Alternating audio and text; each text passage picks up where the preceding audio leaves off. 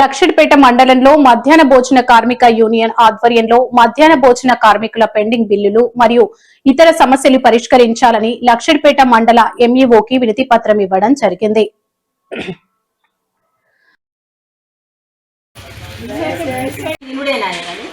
అట్లా చేసిన ఈ మధ్య మాకు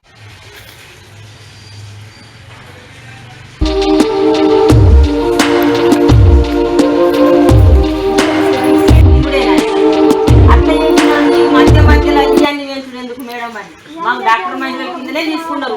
డాక్టర్ మహిళలు మాకు పెట్టుబడి లేకుంటేనే మేము చేరినాం అన్నారు. ఇప్పుడు మళ్ళీ వాళ్ళు ఇచ్చిన జీతం తీసుకుంటాను. ఇవన్నీ ఎందుకు మేడం మధ్య మధ్యలో వెంటూ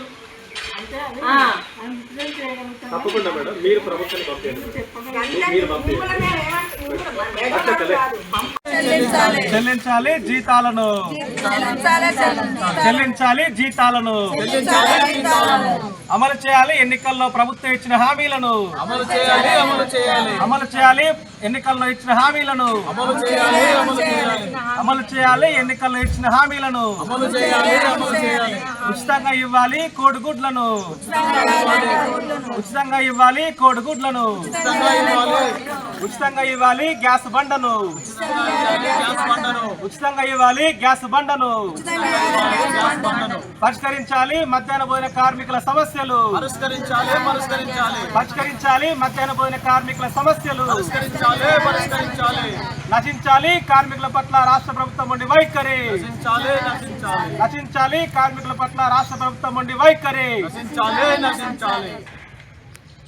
వేరే వేరే కూరలు చేస్తున్నాం కానీ 2 కూరలు చేయమంటారు. కోడిగుడ్లు మాకు సరఫరా కావాలి, గ్యాస్ సరఫరా కావాలి, మాకు అన్ని సరఫరాలు ఇచ్చి 10,000 జీతం ఇచ్చి కానీ పెడతాం. మేము ఇప్పటికి కూడా పెట్టి నష్టపోతున్నాం. కోడిగుడ్డు రేటు ఖాతా ఉంటే 800 ఎత్తుండ్రు.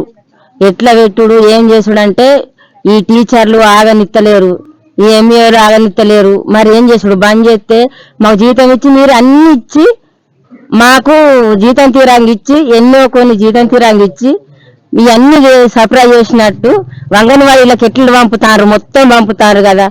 అట్లా మాకు ఆ రీతిగా పంపితే మేము వండి పెడతాం. మేము ఏదనం ఈ సమయం ఏ చేయం, లేకుంటే ఏ పెట్టాం. మేము 2 కూరలు అసలే అండం మేము, లేకుంటే కోడిగుడ్లు పెట్టాం. కోడిగుడ్లు ఒక్కటేసారి పెడతాం, లేకుంటే మీరు సరఫరా చేస్తే 3 సార్లు కాదు 4 సార్లు కూడా పెడతాం. మొత్తం కోడిగుడ్లు సరఫరా, కరెంట్, అది ఈ గ్యాస్ సరఫరా ఇవన్నీ చేయండి. మేము కూడా ఇవన్నీ అండి పెడతాం. ఉచితంగానే మాకు జీతాలు ఇవ్వకపోయినా మరి మొత్తమైన సరఫరా చేసినాక కూడా మాకు జీతాలు ఇవ్వకుండా కానీ మేము అండి పెడతాం పిల్లలకు. 20 ఏళ్ళ సుంది చేసినాం కానీ 20 ఏళ్ళ సుంది చేస్తానం కానీ గిదే రీతి ఏమో పడ్డా కానీ 3,000, 4,000, 5,000, 10,000 పడితేనే మా అకౌంట్లలో పడితేనే ఆ జీతం అలా పోయి కడితే అది ఇంకా కూడా ఆ సావుకారికి నిండుతలేదు మేము తెచ్చిన కాడ. మరి పెడితే పెట్టుకుని లేకుంటే లేదంటే మేము బంద్ చేస్తే కొత్తలను పెట్టుకుంటామని అంటారు ఎంఏలు సార్లు. ఎందుకు అట్లా పెడతారు? ఏ కారణంగా పెడతారు? మేము 20 ఏళ్ళ సొంత చేసిన వాళ్ళం, రూపాయి చారాన బారాన కాంచి చేసిన వాళ్ళమే ఉన్నాం. ఎట్లా పెడతారు? మీరు బంద్ గారు ఇప్పుడు పెడతా అంటాది. ఎట్లా పెడతారు? ఎంఏలు పెడతారు, సార్లు పెడతారు. ఎట్లా పెడతానంటారు? ఇప్పుడు అందరు వచ్చి మా మీద డిమాండ్ చేస్తాను.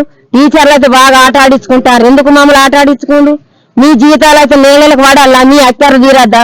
మా అక్కర్లు తీరద్దా? నెలకు మీరు బంద్ చేసి లక్షల జీతాలు తీసుకుంటే మమ్మల్ని ఆట ఆడిస్తారు. మీకెందుకు జీతాలు వాడాలి? నెల కాగానే 5 తారీఖు రాగానే మాకు వాడద్దా? మేము అసంటలం కాదా? మరి అవి అన్నిచ్చి మా ఖాతా మీద కట్టూరి మేము ఉచితంగా పిల్లగాళ్ళకి పెడతాం. మేము మా పిల్లగాళ్ళకు మేము ఉచితంగా మీరు అన్ని పంపుని మేము వండి పెడతాం. మాకు జీతాలు లేకుండా మంచిది. 20 ఏళ్ళు వస్తుంది ఎత్తన్నాం కదా మేము. లక్షిడిపేట మండలం లక్షిడిపేట ఎంఈఓ కార్యాలయం ముందు మధ్యాహ్న భోజన కార్మికుల సమస్యలు పరిష్కరించాలని సిఐటి ఆధ్వర్యంలో ధర్నా చేపట్టడం జరిగింది. ప్రధానంగా ఈ ధర్నా ఎందుకు గురించి అంటే, ఈరోజు ఎన్నికల కంటే ముందు కాంగ్రెస్ గవర్నమెంట్ అధికారంలోకి రాకముందు మధ్యాహ్న భోజన కార్మికులకు మేము అధికారంలోకి వస్తే ప్రతి నెల 10,000 రూపాయల వేతనం చెల్లిస్తామని చెప్పారు. ప్రభుత్వం చెప్పినట్టుగానే కార్మికులందరూ కూడా ఓటేసి కాంగ్రెస్ గవర్నమెంట్ అధికారంలోకి తీసుకొచ్చారు. ఇలా కాంగ్రెస్ గవర్నమెంట్ అధికారంలో ఉంది. ఇలా ఎమ్మెల్యేల ఇల్లు, మంత్రుల ఇల్లు, ముఖ్యమంత్రి నుండి రాష్ట్రంలో. కానీ కార్మికులకు ఇచ్చినటువంటి మాట మాత్రం ఈ ప్రభుత్వం నిలబెట్టుకోలేదు. అదేవిధంగా ఇలా పేద పిల్లలు చదువుకున్నటువంటి మా ప్రభుత్వ పాఠశాలల్లో ఇలా పౌష్టికాహారం పెట్టాలని ప్రభుత్వం కొన్ని కోట్లు ఖర్చు పెడుతుందని చెప్తా ఉంది లెక్కలలో. మరి లెక్కలలో ఉన్నటువంటి కోట్లు మరి మధ్యాహ్న భోజనం ఉన్నటువంటి మంగళసూత్రాలు, బంగారం అన్ని అమ్మి ఓట్లేసిన ప్రజలం కాదా? మేము కార్మికులం. హామీ ప్రకారం ప్రతి నెల కార్మికురాలకి 10,000 వేతనం చెల్లించే విధంగా చర్యలు తీసుకోవాలని చెప్పి సిఐటిగా మేము డిమాండ్ చేస్తా ఉన్నాం.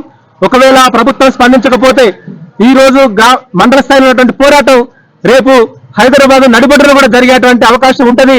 ఖబర్దార్ ప్రభుత్వం అని చెప్పి ఈ రకంగా ప్రభుత్వాన్ని హెచ్చరిస్తా ఉన్నాం.